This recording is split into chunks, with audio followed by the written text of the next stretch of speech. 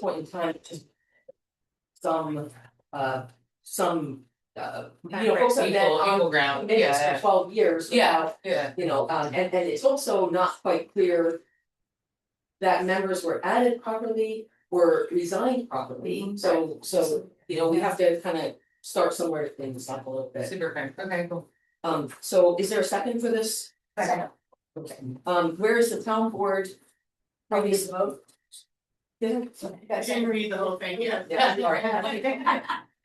Whereas the town board previously established a tree committee to advise the town on matters related to tree stewardship, conservation, planning, and community education, and whereas the town board desires to set clear and consistent term limits for all members serving on the tree committee, and whereas establishing defined terms will promote transparency, broaden opportunities for community participation, and ensure regular review of committee membership and responsibilities. Now therefore be it resolved that the town board hereby establishes that all appointed members of the tree committee shall serve a 1-year term.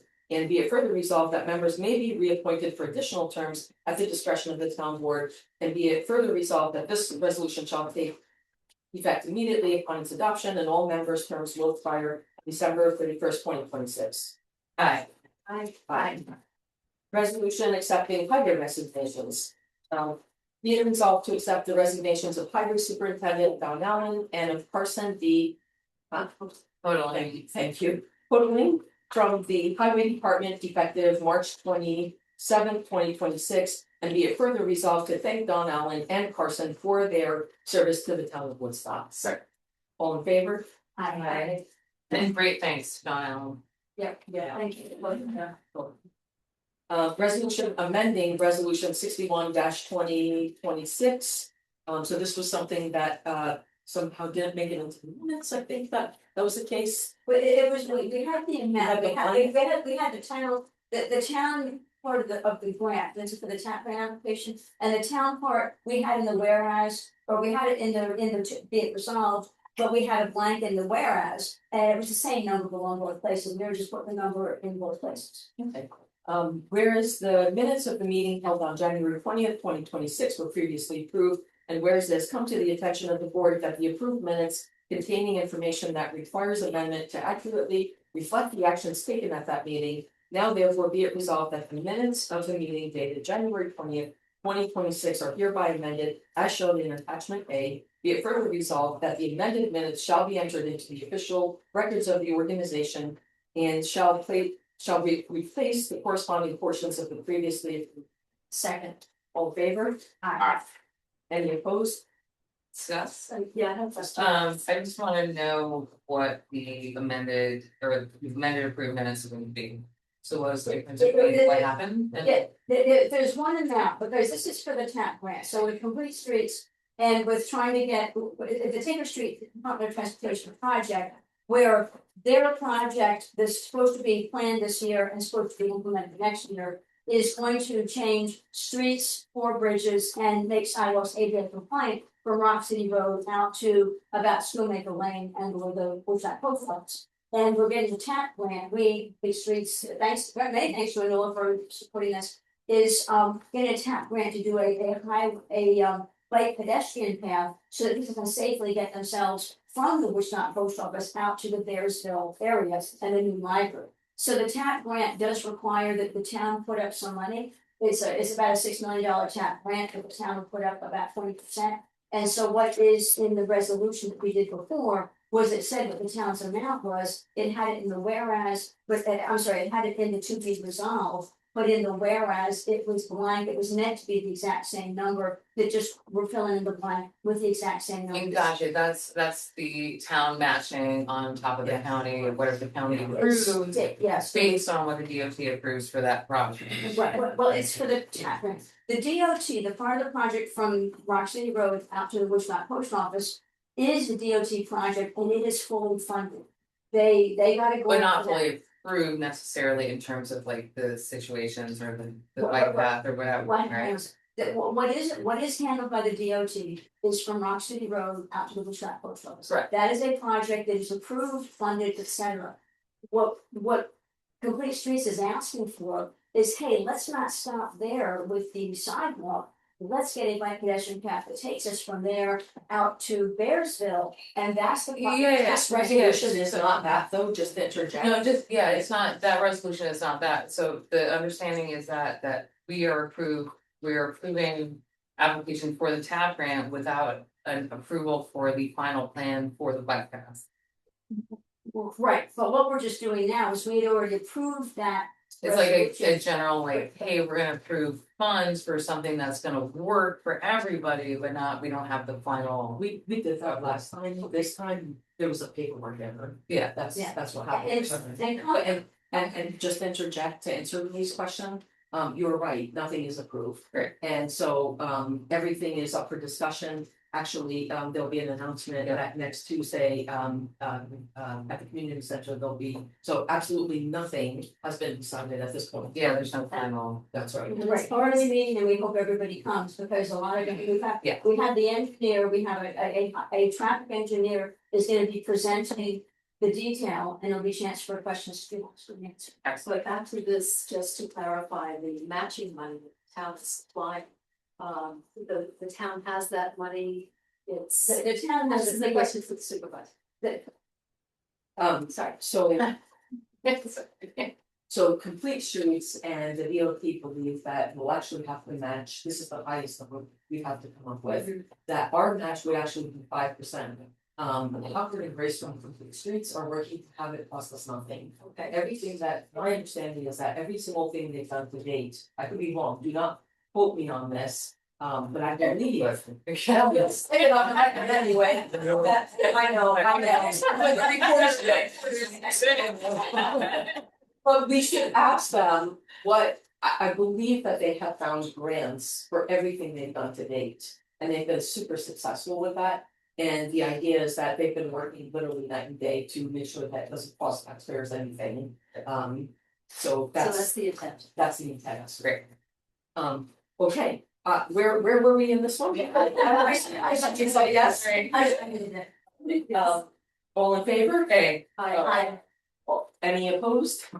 Okay, all right, resolution appointing a vehicle and traffic prosecutor.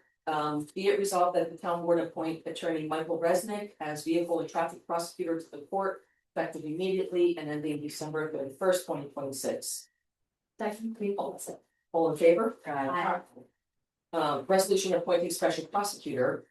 Be it resolved that the town board appoint attorney Kerry Leslie Yamashita as special prosecutor to the court effective immediately and ending December 31st, 2026. Seconded. All in favor? Aye. okay, can we discuss for a second? Yes. Maybe for the public that doesn't understand what a special prosecutor might be. Yeah. This is for, just for the court, not. This is for the court, not for the town. So the court, unbeknownst to many people in the former administration, the prosecutor resigned. And the court did not have a prosecutor. So this year, we found out that the court has been working with Michael to prosecute traffic crimes, tickets and speeding and things like that. And thank you to David Gordon for making a recommendation for a special prosecutor for things that fall outside of the traffic world. The courts interviewed attorney Yamashita. They like her and they want us to vote on this and get her hired formally. So, and he will do things other than traffic. Right. So. But she bills by the hour, she's not on routine. Everybody bills by the hour, and the rate, I believe, is $150 an hour for the board. Parking tickets, speeding. Parking rates, are they there? But we're not, This is short-term rentals, it's not not traffic. special time.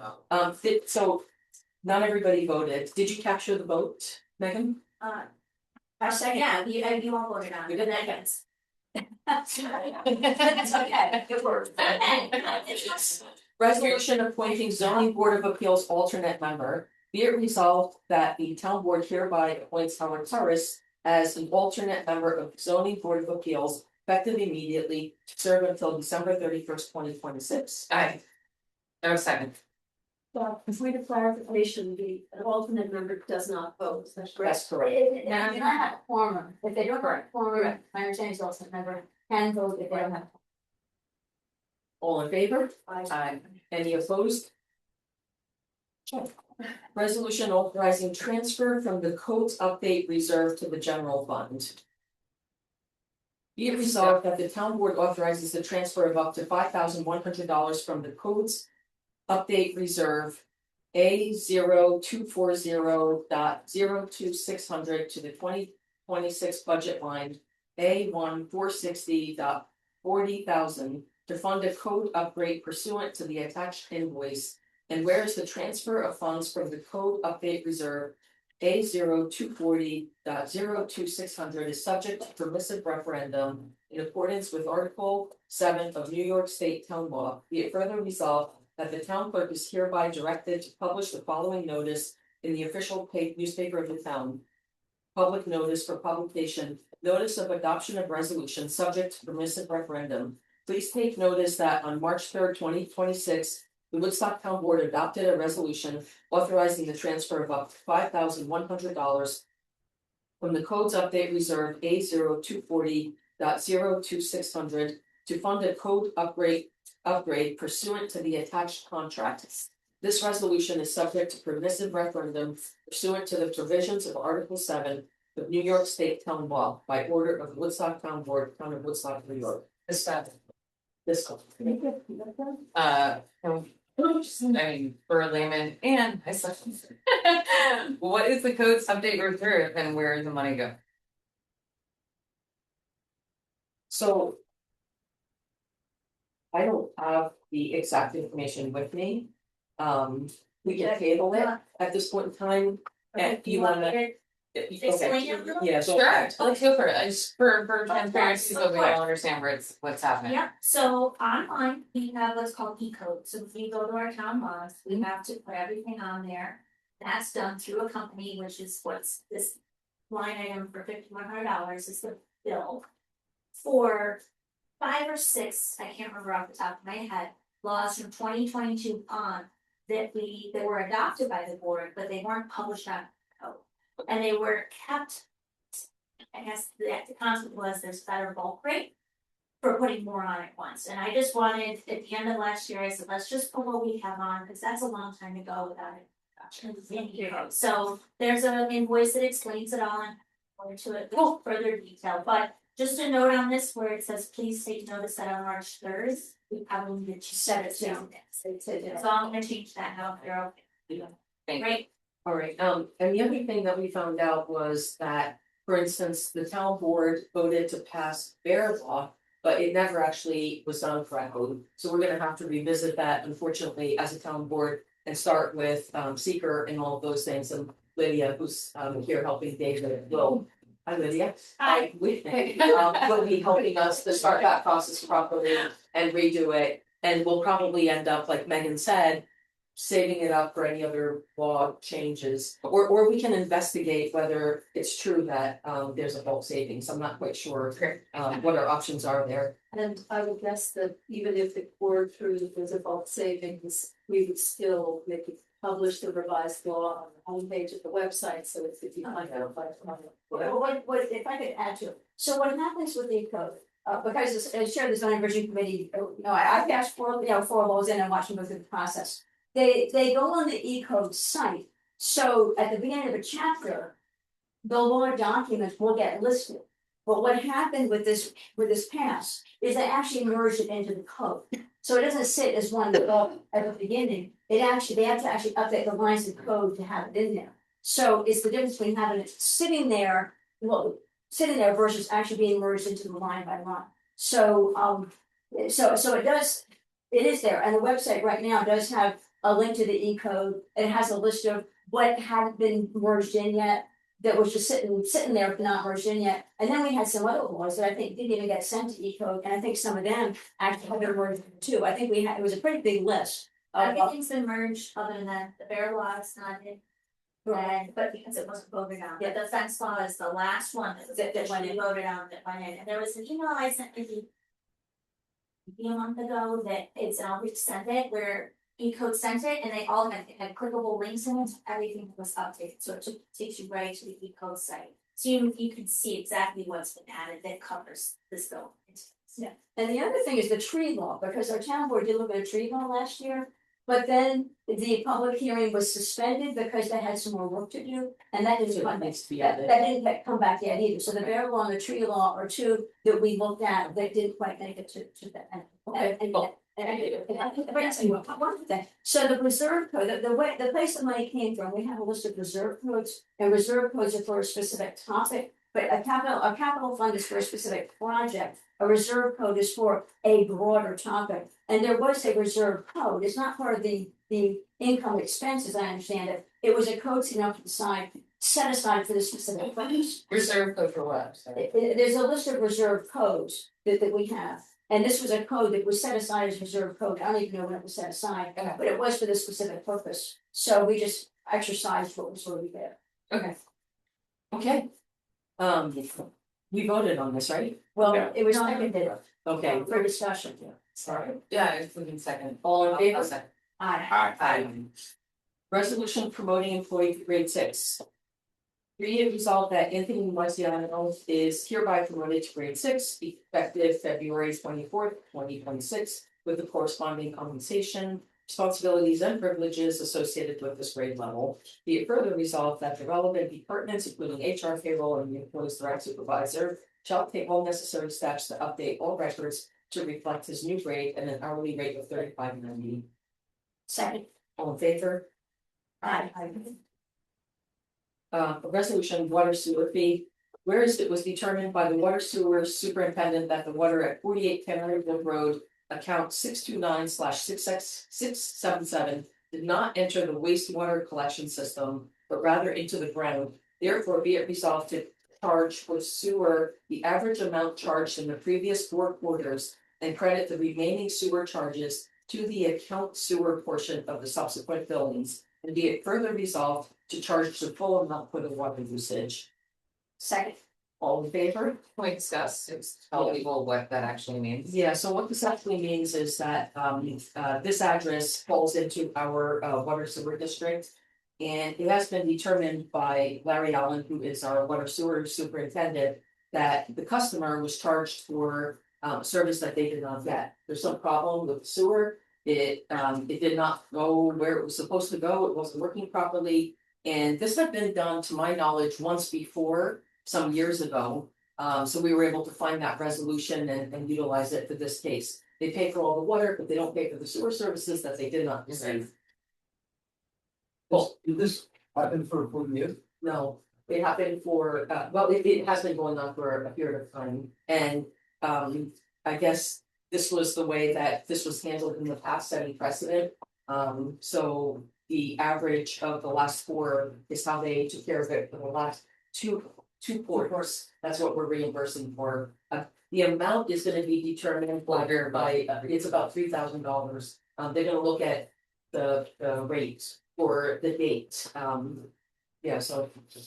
I seconded it, we vote. So, not yet. Yeah. All in favor? Aye. Alright, resolution creating a new position. It should just end, a new position. I'm gonna modify that title. Be it resolved that the town hereby creates the position of recreation director to work 35 hours per week as classified as grade 5 at a rate of $31.62 per hour, and to report directly to the town supervisor. Second. All in favor? Aye. Resolution appointing interim highway superintendents. Be it resolved to appoint Heather Amy and Cody Chase as interim highway superintendents effective March 28th, 2026. And be it further resolved to provide both employees with a temporary stipend of $320 per person per paycheck through December 31st, 2026. Second. All in favor? Aye.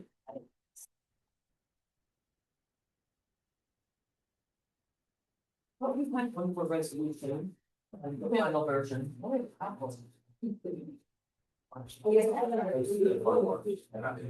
So after we had C14, so where is Right, so you wanna know, oh, it's all right before this, okay, one last resolution. Very good, thank you. No, it's not. No, that was for the minute, that was for the minutes. Do we have? Oh, that's right, that was for the minutes. There was Take a, it back. that's the. Yeah, and also the. The summer, yeah. Right, is right. No, we're not doing it? Oh, okay, yeah, great. All right, so the resolutions are complete. There was one resolution I thought made the final version. We can address that next time. Next on the agenda, we have a presentation. And that presentation is going to be Councilperson Lori Osmond.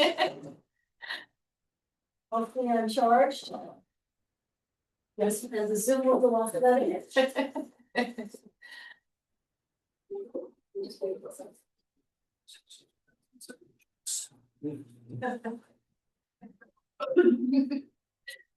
Hang on one second, let me go to. John. Okay. And then. Do you need to give me permission, Yvonne, or I don't see you logged in. you don't see me logged in? Do I need to re-log into the Zoom? Sorry, play me the.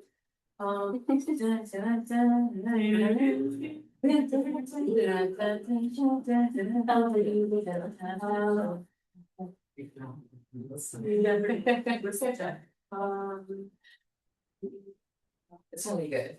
Yes, and I'll speak first.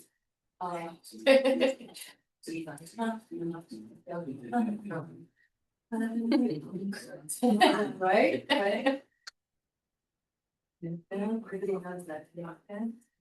So what Councilperson Osmond is going to be sharing with us is she's done extensive research into emergency alert systems.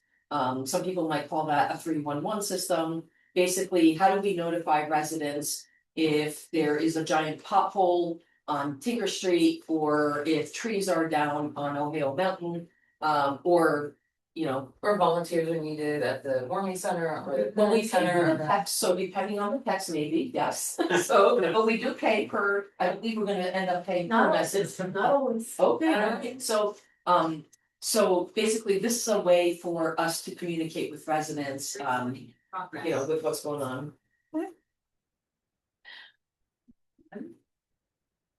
Here, Make a post. Confirm, okay, you're set. think of it, okay. Okay, so all I have to do now is share. And mute your computer. Oh, let me mute myself.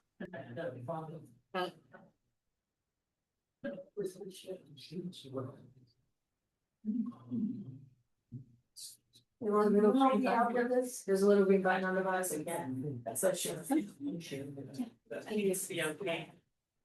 I do want. I don't experts. Okay, well, I think- Yeah. And your computer. Yes. No.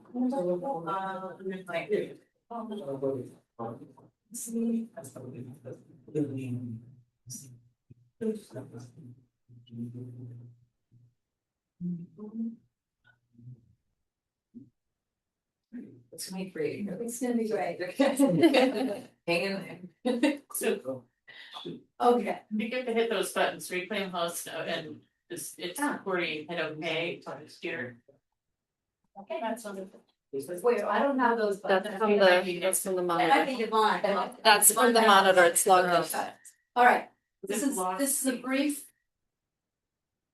Okay. presentation. Okay, There you go. all right, thank you for your patience, everybody. One day, we're gonna be even more tech forward. You know.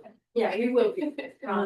Okay, so I have, as supervisor said, I'm doing some research on emergency alert systems, also 311 systems, website, but Val's not gonna talk about. So basically, what should an emergency alert system do? It should reach as many people as possible, as quickly as possible, and in as many ways as possible. It should be really easy to administer, so whether someone's at the office or they're out in the field or whatever, they can do it from an app. We should be able to communicate customizable alerts, not just alerts that the administrator might be the supervisor types out, but also capable of recording a voicemail, so you don't get a robo voice if your emergency alert goes to voicemail.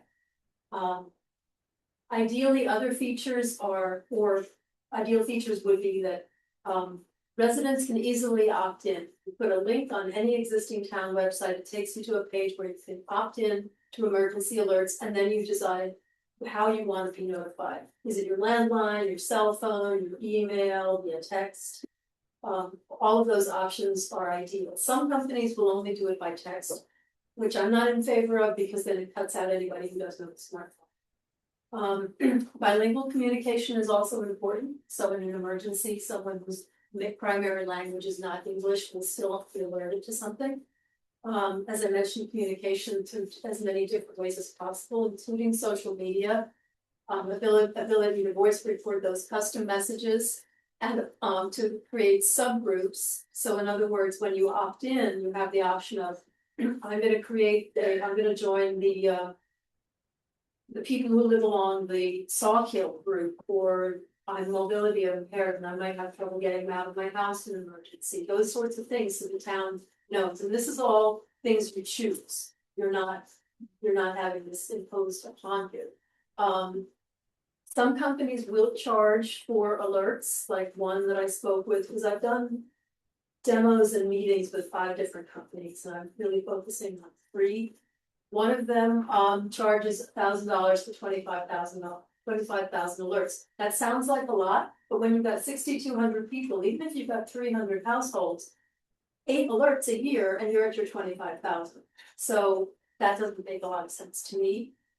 And the other thing that most of these, not all of these companies have, that I was really excited about, is they have a polling feature. So instead of printing postcards and sending them out, you get a survey back from people, you can do it via this way too and get responses a lot faster. This is a chart that's going to be too tiny to read, and I apologize. But basically, I'll talk you through it, and I can share this with Laura, who put it on the website. Yeah, full page. I am full page. I'm full. I'm full. So the company in the yellow is Brave Alerts by Motorola. This is something that Lily and I met with Joyce Brandt, who's the Shandaken town clerk. We met with her this summer, and she took us through it because she had researched these systems, and this is the one that Shandaken uses, and I believe Olive now uses this one as well. So She loved it. Yeah. She absolutely loved it. It was easy. It was accessible. No one had a problem getting into it. No one had a problem getting alerts. And there's parts of Shandaken that are not accessible via 5G or like Wi-Fi or stuff. So this worked really well for their community. So it's actually and she stressed too, they have a lot of seniors as well. Many of them may not even have a computer or a cell phone out of choice or out of necessity. And so you can reach your landline. And for example, she's created a gardeners group. So when there's a frost alert, she can send that out to people. There's a lot of flexibility. So they can communicate through cell, landline, email, text, and social media. They allow there's a bar of I think.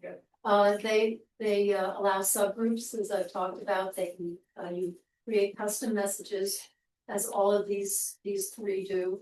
You can schedule alerts ahead of time, as all 3 do. You can record custom voicemail messages, which Motorola, which is yellow, Brave Alerts does. The turquoise is Civic Plus, that allows you to do it, and the green is GoGov, and you cannot record custom voicemail messages there. They all have access to NOAA and IPAWS alerts, those are weather alerts and things like Amber alerts. There are so Motorola has unlimited public safety alerts, Civic Plus has unlimited public safety alerts, and GoGov is $1,000 for 25,000 messages.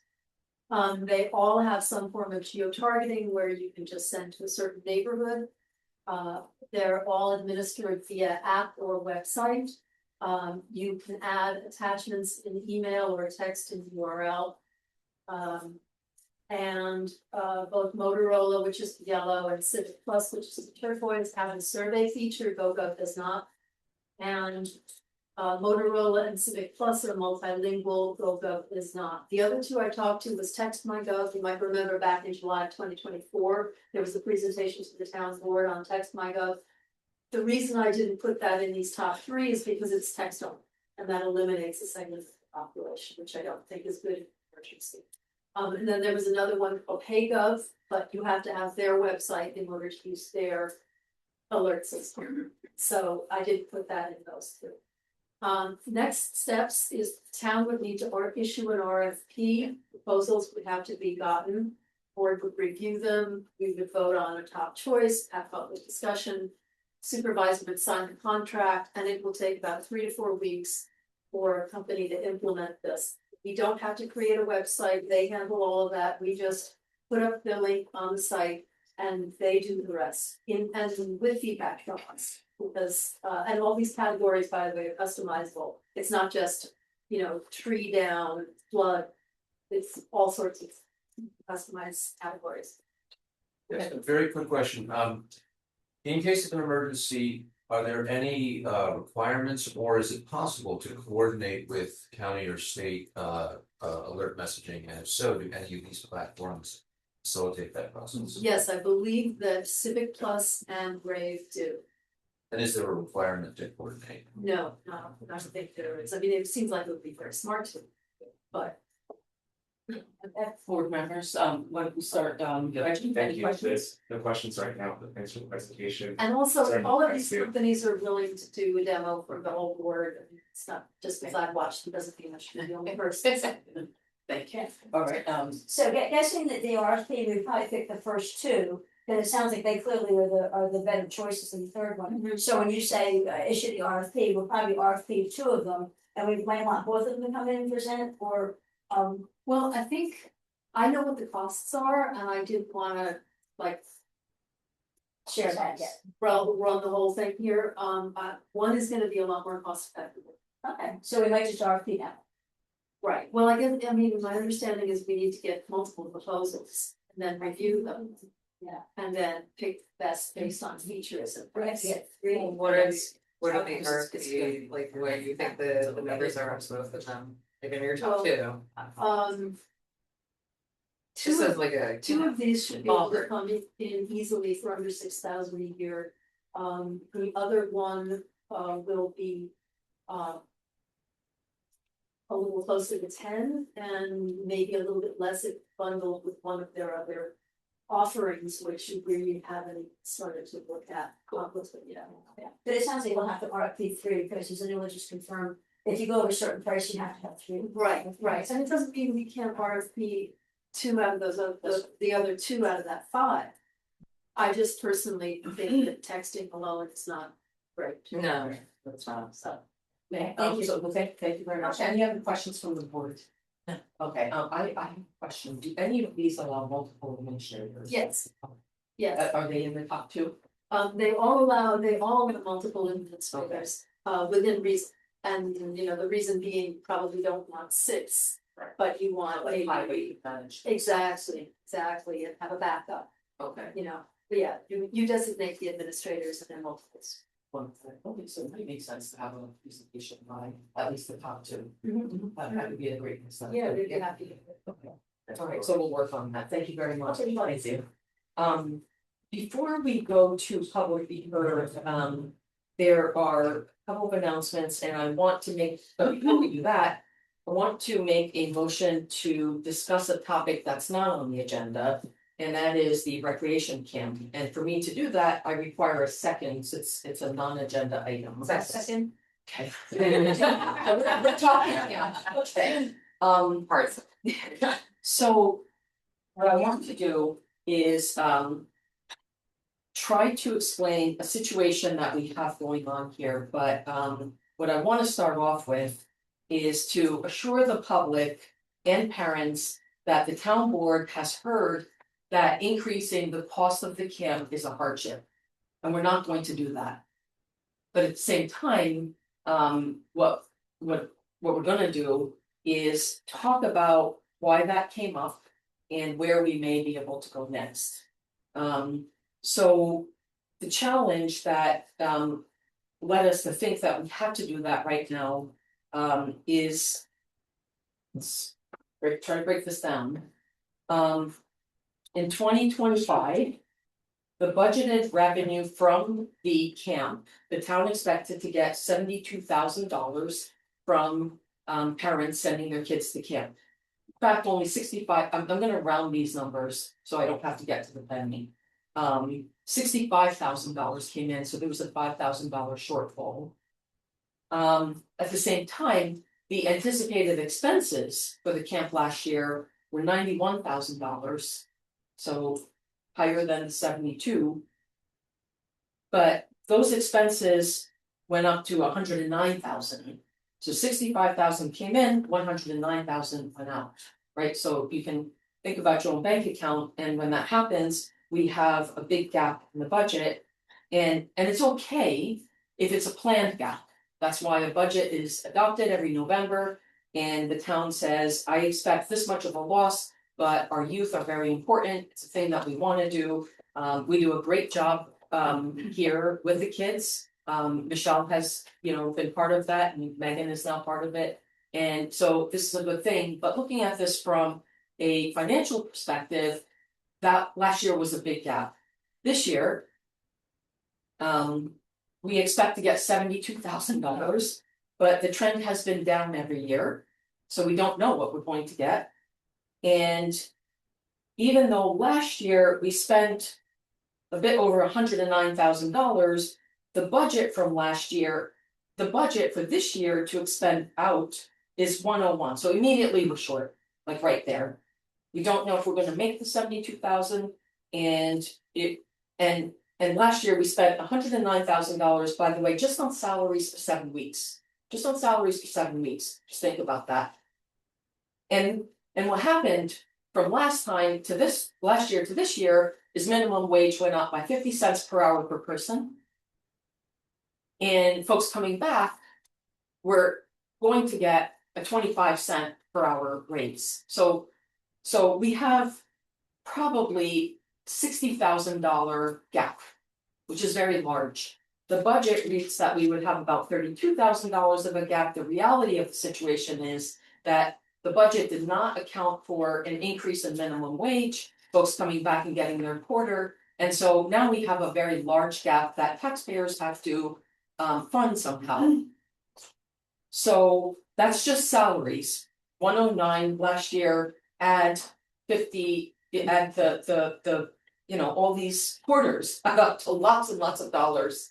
And there were over 20 counselors that were hired last year. And others too, lifeguards and an EMT and things like that. So exponentially, we hope to get this money. We don't know what we're going to get. The expenses are going up, and everybody's trying to provide the best service to these kids, keep the kids safe. But at the same time, the town did not budget for such a large gap. I hope this is making sense as I'm trying to step through and talk through this. In addition to that, there are other expenses that are gas, bus, like those other costs. And last year, last year, $7,500 was budgeted for that, but over $9,000 was spent. So that's another gap. So we keep adding a negative to our numbers.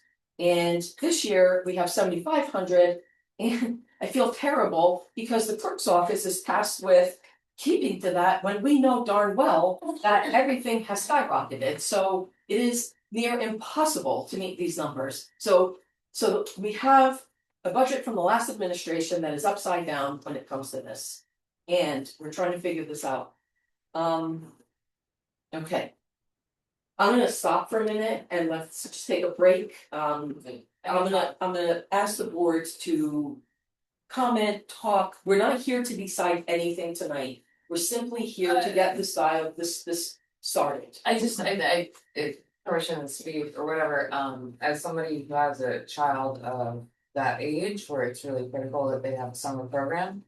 I understand the hardship of increasing, especially in this day and age, the cost of that summer program without increasing the actual program's amenities. And I understand there's like, well, you know, we have limitations that we face, right? Like, we can't hire better people at the same amount that we were paying them 2, 3 years ago, or whatever.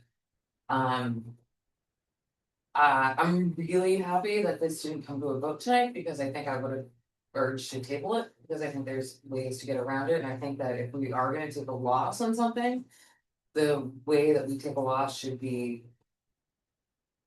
you know, if we're sacrificing for our kids and for our community's kids, that's where we take a loss, right? If we can take wins, being against that, that's great. But I think that with the general feel of the current economic realities that are facing families and parents, and it's just normal people, like, I can't in good faith say that we should increase equally non-resident and resident fees equally across the board. Say the last part again. So like resident, like if we were gonna be like, okay, like we're gonna increase resident fees and non-resident fees, $200 a piece. Non-residents have a very different economic reality than residents do generally, right? Like Sometimes. most of the time, I mean, basically we're talking about like second home people, right? So like people that aren't part of like, and it's not just Woodstock, it's Hurley, it's, you know, like there's a bunch of surrounding communities that don't have summer camps that rely on our summer camp. And so I think in terms of talking about how we design a fee schedule, I should be really focused on the people that live here and, you know, put their time and energy into our community and making sure that they're taken care of. And if there's any way that we can, I don't wanna like target people that are from out of town, but we're not talking about an exorbitant amount of money for a summer program. I think the number was what, per day was Per day $17. per child was $17 and change, which is, you can't get somebody to sit 1 hour No. with your kids and watch TV for that. Awesome, yeah, you can. I mean, and to jump in too, it's like you know, my daughter's 24 now, but I remember it was like a single mom raising her and needing that coverage. And for me, it was between, you know, Camp Seawalk non-scholarship, Woodstock Day, not Woodstock Day, Woodstock Summer Camp. At least I had that coverage for her in the summer if I had to be down, work for a day or whatever, because I do a lot. So yeah, I mean, if we can find a way and then hash out ideas to keep the resident tuition, resident camp fees the same, and whether it's we're finding a way to sort out full-time residents versus part-time residents. I mean, I was looking at the town of Olive today, and I'm not saying we should do this, but just for what are people around us doing? They have camp 4 days a week, Monday through Thursday. And you can sign up if you live in Olive, own a property in Olive, or own a business in Olive, but you can't opt in from towns unless you fall into that category. And Olive, I don't know how they pull it off, but they actually bus kids to camp too. And have a very nice story. So, and the other thing I was just looking at because I was in doing vouchers with all of us today, and last year, there were 23, between group leaders and counselors, there were 23 employees. And, you know, that doesn't count the MTs and lifeguards and things that anyone mentioned, but, you know, and I know that there are certain standards that you need to follow, where if you've got kids in this age group, you know, X amount of kids needs needs X amount of supervisors, and obviously we don't have enrollment yet, so we can't match that up perfectly. But my question is, do we need 23 counselors? I think it's about the qualifications of the counselors, right? Like, Will so we like- have kids? Yeah, and The Department of Health, so finance actually looked into that, and we did have a meeting with the clerk's office. The Department of Health sets the standard, so for instance, if you are in grade 1, the ratio is 6 children to 1 adult. And then it goes up from there, you know, to where it's for every 8 kids, there are 1 adult, and then for every 10 kids. So, that is a part of a strategy that could be utilized as the registrations come in. Where we could think about how do we try to keep to the current budget. And if we exceed that budget, then talk to the board. I mean, every person, I've laid this problem out with everyone, finance, the clerk's office, the board members individually. And so everybody expressed a willingness to work together to help to try to keep this gap small. But these are some good strategies that we could think about. Okay, and we're coming to this end. Yes, decide who. So, okay, well, thanks, and I know, certainly I'm all in favor of the summer camp. And I know when you say we're not gonna raise the amount at all, if we, for example, we do the budget, we give the employees 3% increase. I don't know whether it'd be onerous if we each year did something like 3%, we don't wanna bring it up like $100 or $200 for something that really knocks people out. But we may wanna be in the habit of something like 3%, so that nobody is shocked. When it comes time to change it, we don't have to do a big jump, if we do something small, it may be more manageable to the people who are paying the bills. And I know that, Anil, you and I had brainstormed, because as, I learned a lot doing the last budget, because we knew that Bill, who done it so many years, wasn't gonna be here, and I paid a lot of attention to know a lot of stuff. And so one of the things people might not realize is that when we do the budget, we have different funds, and the general fund is where a lot of the money is. So what's gonna happen when something gets overrun, because the summer camp is in the general fund, we have to figure out where in the general fund we're gonna take the money from. There's a lot of money in the general fund, but it's really earmarked, so it's easier said than done to say, hey, let's just move the money, we have to find someplace that's running under. Yes. So that's what we need to do, is we need to really look at the general fund and figure out where can the money come from. Can I ask a question? If we're talking about, so like in the years prior, we are talking about, this has always been an issue in terms of the summer camp has always been underfunded. Has it always come from the general fund? Well, Or it is that- sits in the general fund, that's where it's budgeted. So the budget has always provided for it to come out of the general fund and not been provided with payments from things going into. The general fund has the police, and the general fund has. No, I understand, but I'm asking in the past, I'm saying that like in the past, there's always been.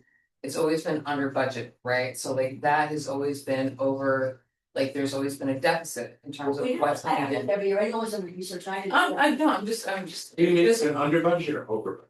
Under budgeted, so like there's always been. Oh, underfunded. So it's always been underfunded to the tune of $60,000 or so. So if the general fund is always providing for that, do we have the room in the general fund to provide for that current? That's what we have to look for, We yeah. don't know yet. We don't know yet. It's, We have to research and look at each area and say, how are we doing, and find where.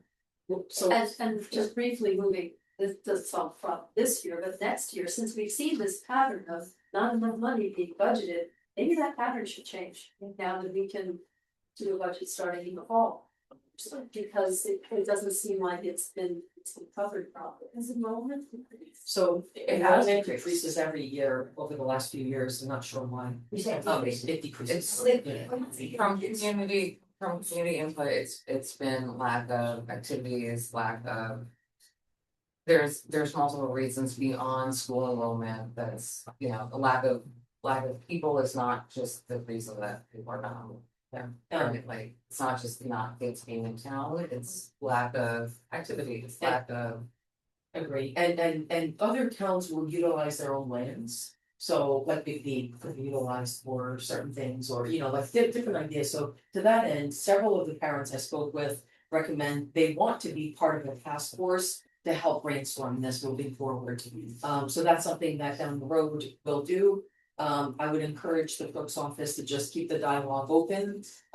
We have the agenda numbers, if it's gonna go over, let the board know, and we will work together on that. So, when does enrollment open? May first. Yes, if I can say one more thing, so the website at the moment does have a page where the summer camp information is, but it's last year's stuff. So if you send me summer camp information, I will happily update that part, so it has current stuff and maybe links to it, forms or. Okay. We were waiting for today. Okay, just send me what you want to have. Are there currently like income requirements or anything for that, for like, especially for There's not. scholarships or There's not. anything? However, the clerk's office has been reaching out to businesses in town to obtain, what are we calling it? Sponsorships. Dollars. And I love to shout out. Yeah. Because they did Yeah, donate. thank you so much, Neil. $25 already.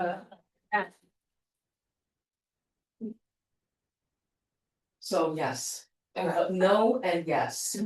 No income requirements, but sponsorships available, and that can be something that the task force looks at as well. I think that's a good point. You're possibly talking about a sliding scale. Yeah. Well, yeah, I mean, I think it's a really hard thing to like rely on businesses that have had a terrible winter. Oh, right.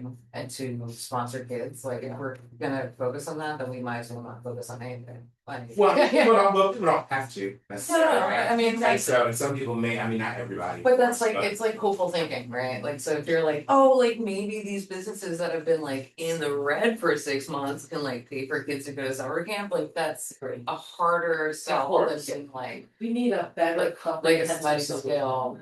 A Right. sliding scale with that. Yeah, Right? we need a. Just making sure that you can go and be social and be with kids in the summer is really important. Yeah, we also now have a rec director, so I think that it would be important for, well, we will have a recreation director. We created the position today. The resolution appointing somebody there has not made it. We'll do that in the next meeting, and I think that that individual can be very much part of the discussion as well. So, okay, so we're good with that discussion. We're good. We're good, okay. A couple of announcements, next Tuesday night at the community center, 6 o'clock, there's gonna be a complete streets presentation. There will be a chance for everybody to see the options of what's happening with the project and also to ask questions. Laura, is there anything that you want to add to that? Yeah, as we were talking about earlier, the DOT project, and then getting the right pedestrian path going from the, connecting the hamlet to Harrisville. And we've had tons of questions, and we'd love people to come on out, because you'll get to talk to the engineer who's been guiding complete streets. And yes, and I'm looking at Howard to see if Howard, anything, are we missing anything? Howard? No, I think it's a town community presentation. I don't know if complete streets will be presenting. I think it'll be more an introduction from the town, and then the engineer will be there, like you said, to really talk about everything. So you can compare what DOT came to us with several years ago as initial plans, and then what is being looked at as being a safer, hopefully adding some safer elements to those plans within the same framework, and then of course the shared path or the extension of it. Yeah, so it'd be great to get that information out. But everybody will have, hopefully the chance to ask a question and really learn more. And I know there's a lot of interest, and it should be, because this is for everybody. Thank you. To the town, yeah. Thank you. So that's next Tuesday. It's on the website, it's on Facebook. So thank you very much. And another update, since we do have the chief here, I want to say that I was very proud to sign accreditation paperwork. So the police department is going to get credited. This is something that really raises the bar as far as training and standards and things like that. So that work is underway. And also the chief rolled up his sleeves, and I don't know what he did, but he created a female locker room at the police station.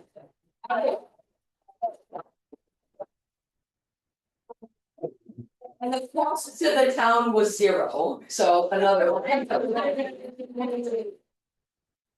Steve was that's an indictment of our town that is refused to pay for one volunteers. We got it, and thank you very much, chief. I'd actually like to get a tour, if you don't mind, so maybe some folks before would stop by and take a look as well. Okay.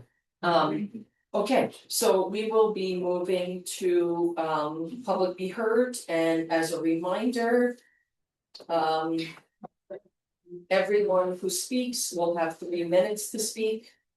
And I ask people to who's keeping time today? Okay, thank you.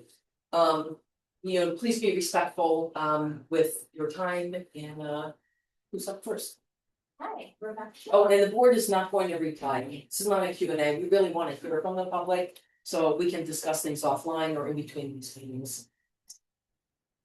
Couple things quickly, last week I was going around a bunch of stores and there were a lot of small businesses in town.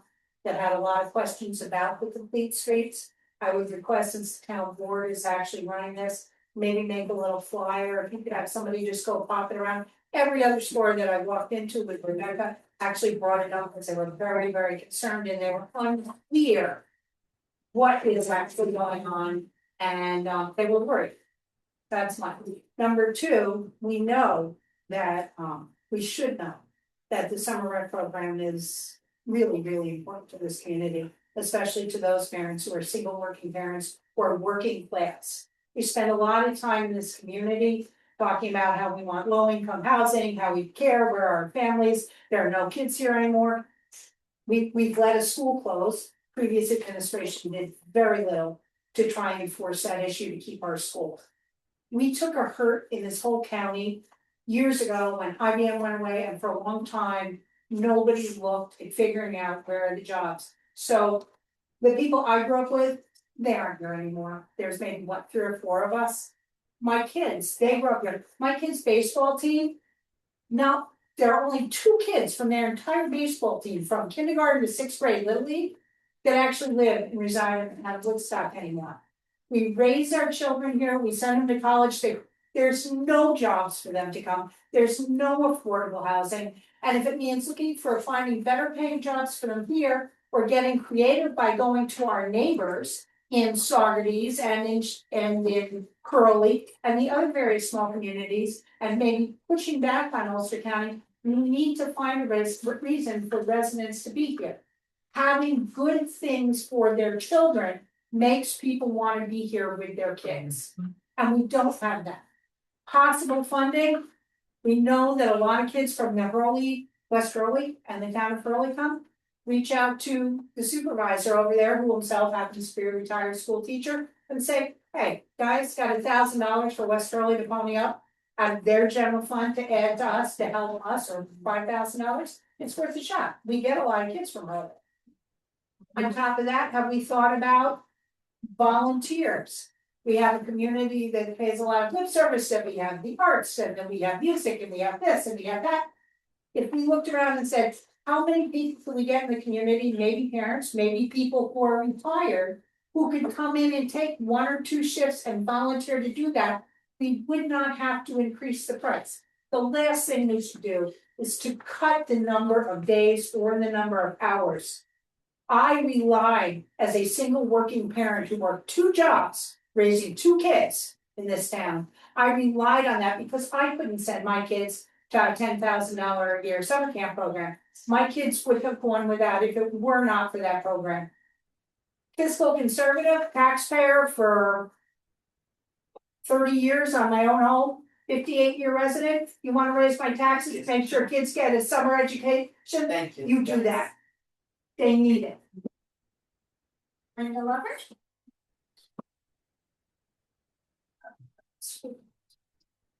Hi, hey, everybody, my name is Linda Lover and I'm speaking on behalf of the Woodstockers United for Change to provide a little background and offer our support to the new town board. We finally come to grips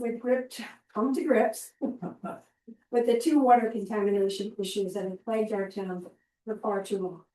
While we recognize that you have worked as a group for only a couple of months, this issue has hung over our town for years.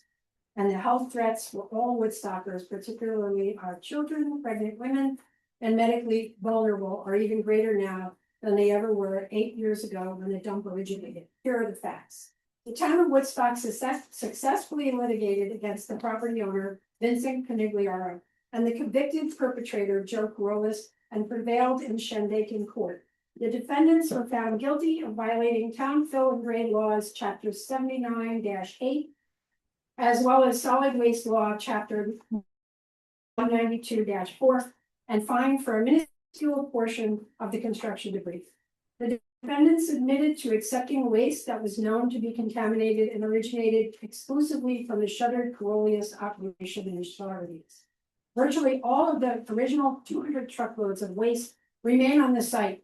As we've documented with the photographic evidence pursuant to the ME court proceedings. The sort and shift end around the full cleanup that has been promised, known as Plan E, did virtually nothing to remediate the site and was declared to have been legally permitted. The so-called shady dump sits directly above the upper extent of the aquifer, supplying most of the Woodstock's public water system.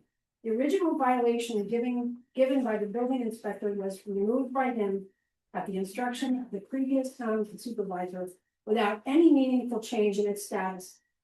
And there the contamination remains. Parallel to this, PFAS contamination in our town water supply was first detected in our annual 2022 water test.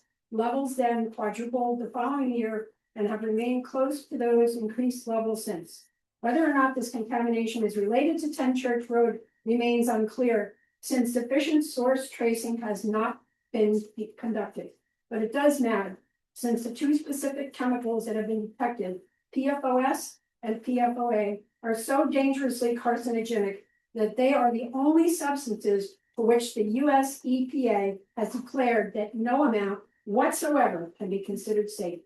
The town did begin quarterly testing at our municipal wells, but the results were often delayed and some mistakes in the data were discovered by members of our group. And we appreciate now that as of today's notice, the quarterly testing due this month has been resumed. So thank you. Thank you. Thanks, Mom.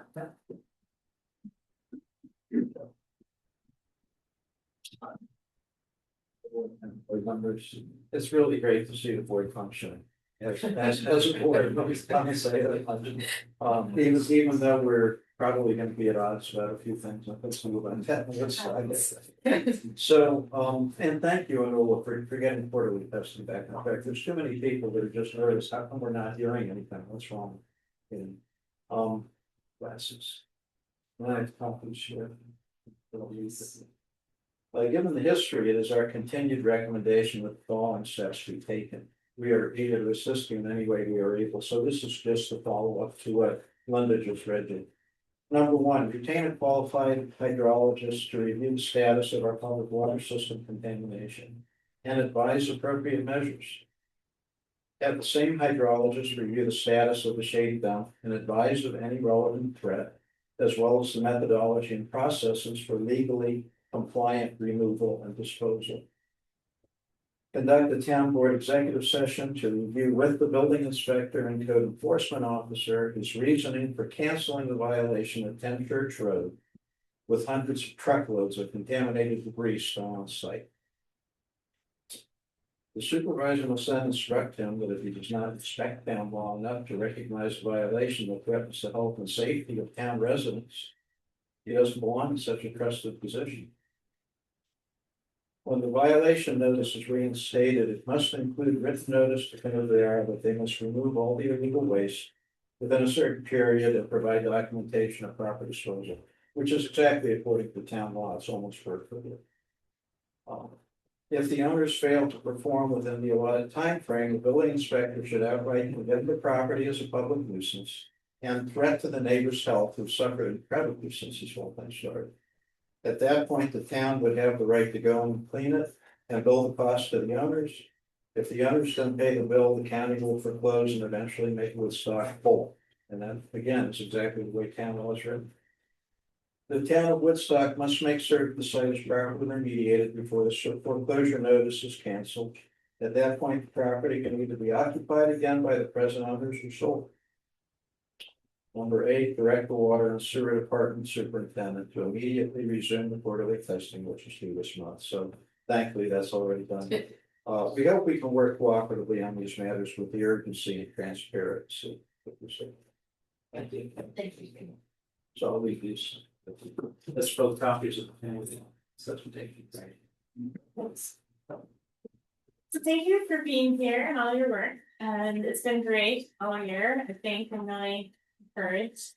I know we're in petitioning season. I hope we have a continued collaborative group. So I actually just wanted to make, since you guys can't remark, there's a couple things in here I was a little lost. I didn't understand. what they were, who they were for, what they were doing. So I guess I'll ask somebody later. And then otherwise, I was also had a question, was curious about the numbers about enrollment. So if enrollment is decreasing in terms of the camp, then that's a big part of it. But I will say, since when the comp plan was adopted in 2018, it relied on 2016-17 numbers and data. And that data, which is in the comp plan, said that the housing, which is a measurement federally, nationally, locally, that the vacancy rate, if it's under 5%, is signals it's a crisis. We, in the comp plan, it's -1%, and that was adopted in 2018 based on 16-17 numbers, and it's only gotten worse. So this just to me sounds like another indicator that we have a housing crisis. It's young families, it's kids. We're closing our elementary school. I only anticipate that getting worse. And it's also, I just heard in the housing committee meeting a week ago that we had, which was a great community meeting. But one of the things in our group is we just thought that why should we just pick 2 or 1 of the 3 town land properties to have scattered housing, but that we also should do probably all of them. And part of the problem too is that one of the individuals said the Lake House Fire Department has 1 person, 1 firefighter. And that's gonna cover Lake Hill and Willa. That's crazy pants. So that's gonna cost the taxpayers a shit ton of money if we don't figure that out, which again is a housing issue. So every population except for rich and famous has a problem with housing that is affordable for our local members. One of the quickest fixes, because the rest of it's gonna take a long time, there's not one single problem, like one single solution as if it was one problem, no silver bullets. But again, we had increased the fees for short-term rentals, and in 2024, it was over 100,000. It all went to guess what? Willing in the building department for the fire to go check on people's bills. It didn't go to a housing action plan that we had offered, the housing committee had requested to the town board. But that could have also, and it's still making money, could be funding enforcement. Thank you. Thank you. So that's a quick fix to get some of those houses back. Jenny. Hi, how are you?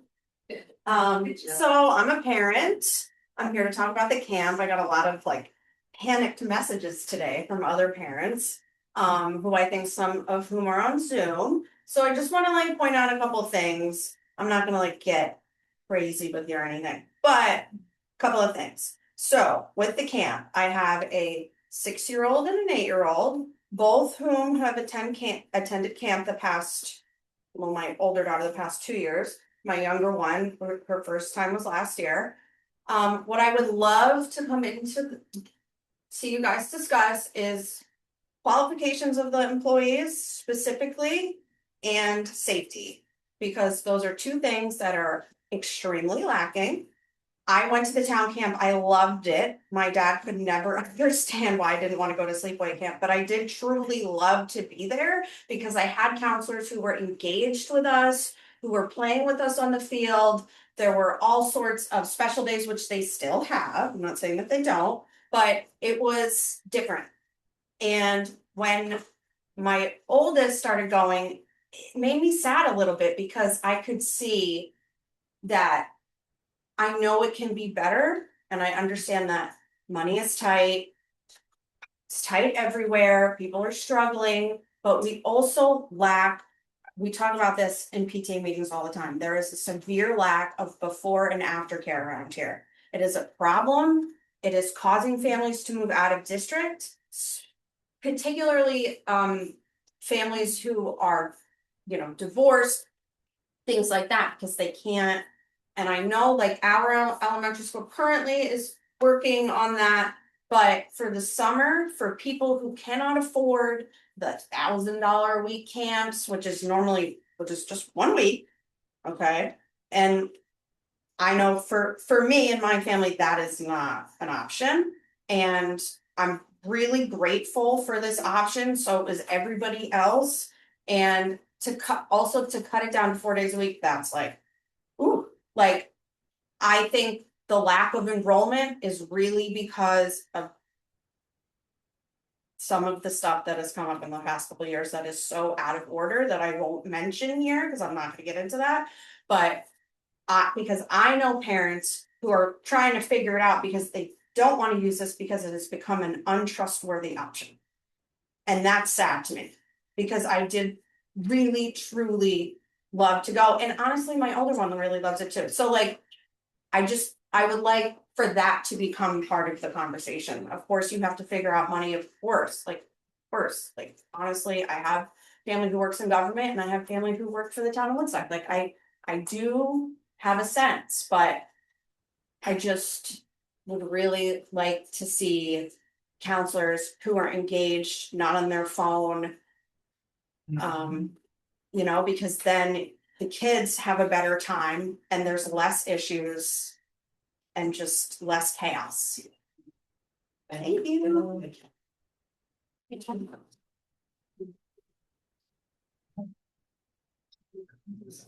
Hey everyone, Rebecca Brooks, Woodstock resident. One of the things I'm trying to do is to help, the town and committees better communicate to the community meetings, updates, initiatives that may affect families, residents, and businesses. The housing committee recently had a community meeting on March 7th. We had a great turnout. We presented some of the things we've been doing and had some small table discussions and really had a great chance to hear from the community on the future of affordable housing.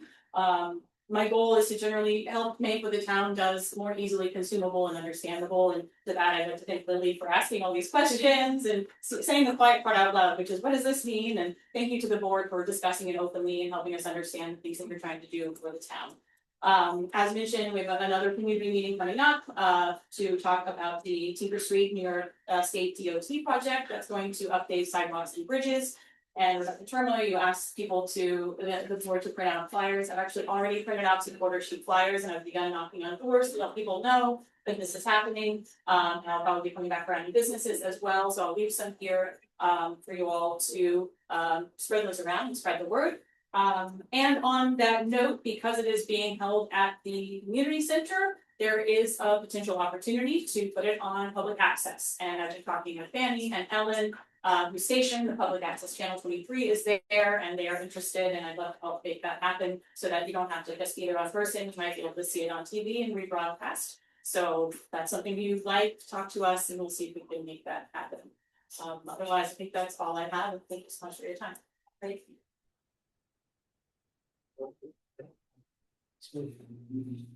That's it, okay, I make a motion to adjourn the meeting. All in favor? Aye. Any opposed? Okay, and the motion passed.